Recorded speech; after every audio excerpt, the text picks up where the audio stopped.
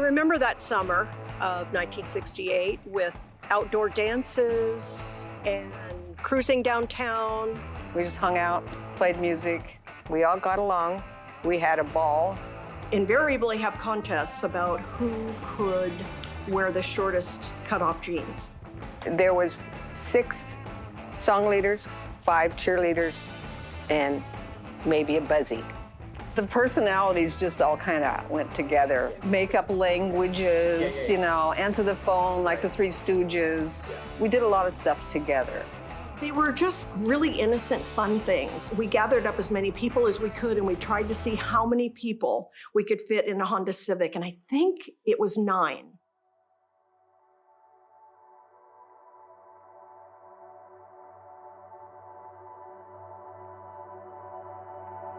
The accident took place just past noon on Saturday on this stretch of Highway 44, 7 miles west of Susanville, while the youngsters were on their way to a football game.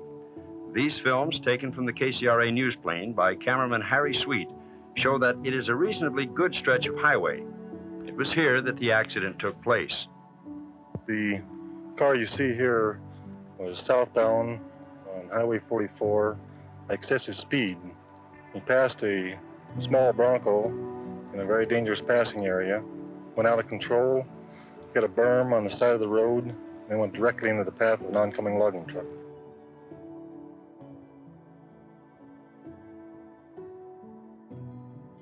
The trip to Susanville would be about 3.5, 4 hours on the bus. Long trip. There wasn't anything unusual about it. We all loaded the bus and took off, and came game time. I think game time was 1 o'clock, so about 12:30, I think, we probably went out onto the field.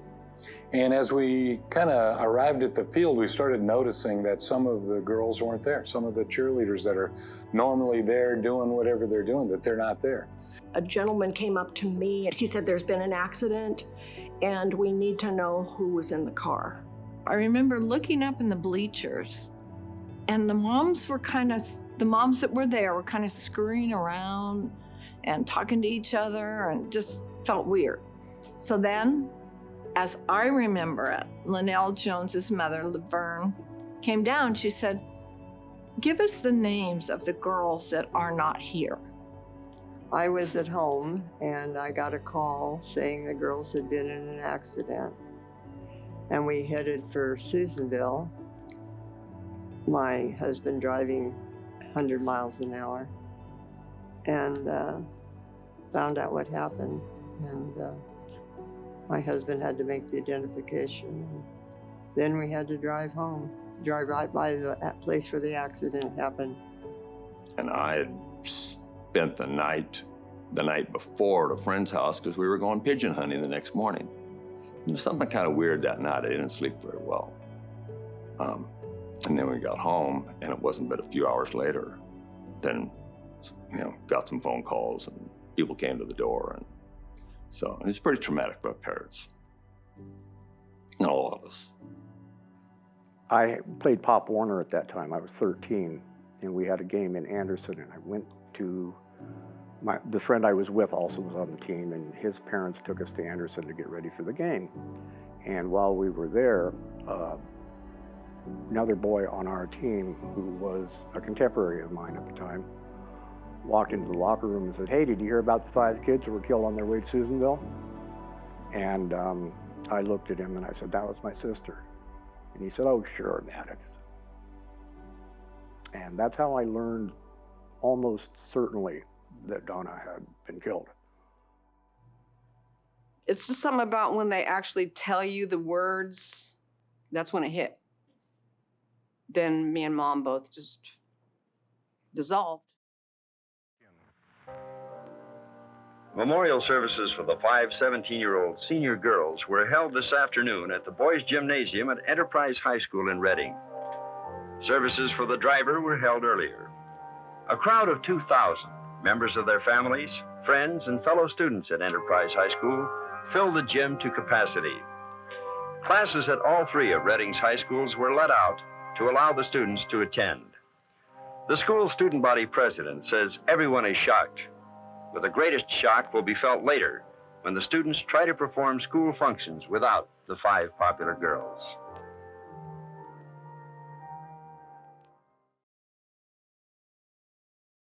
Well, we were going to be in each other's weddings. And when I did get married, I missed that. Even though it was a few years after that, they were always missed, and they are still missed. And our whole future changed because of that.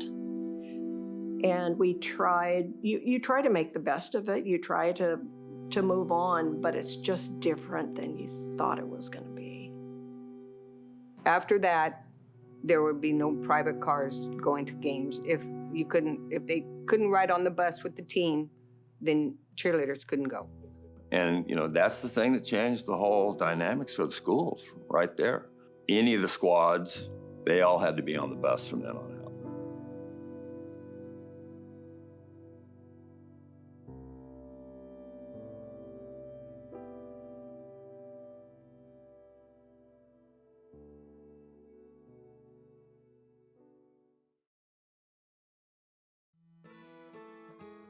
Remember the Five isn't just about the legacy, it's about the future. And the way we're going to do that is starting with a Remember the Five club on campus.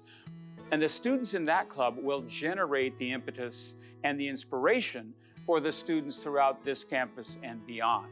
So we're looking for that club to impact classroom curriculum, to impact all the students on the campus. And that club's role will be to drive curriculum and to also develop that culture at Enterprise High School where students are taking care of one another.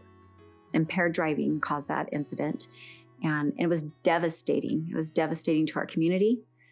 It was devastating to Enterprise High School. It was 5 cheerleaders off of a cheerleading squad, but you take 5 of those girls and you remove them from that in a tragedy like that, it's very impactful. We know the facts, we know the statistics, we have all that information. That information has not historically changed the behavior of our teens. We've all grown up learning about impaired driving, you know, the drinking and driving, the drugs and the driving.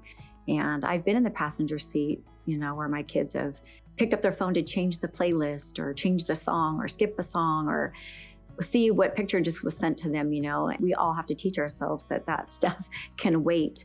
But when you try to tell a teen, a young adult that, you know, it's, I got this. And as a high school educator myself for a lot of years, I explored and utilized current curriculum that is pretty much a top-down strategy. Our change in that strategy is to develop a program that is student-centered and comes from the students. So we're looking for them to, again, take care of one another and change within rather than change from the top. We know that's not successful. We want teens taking care of teens and inspiring teens to be better drivers and more aware of the nuances of driving safely and wisely. what I hope for is just that this small campaign, this small vision that we have now becomes bigger and maybe it changes things.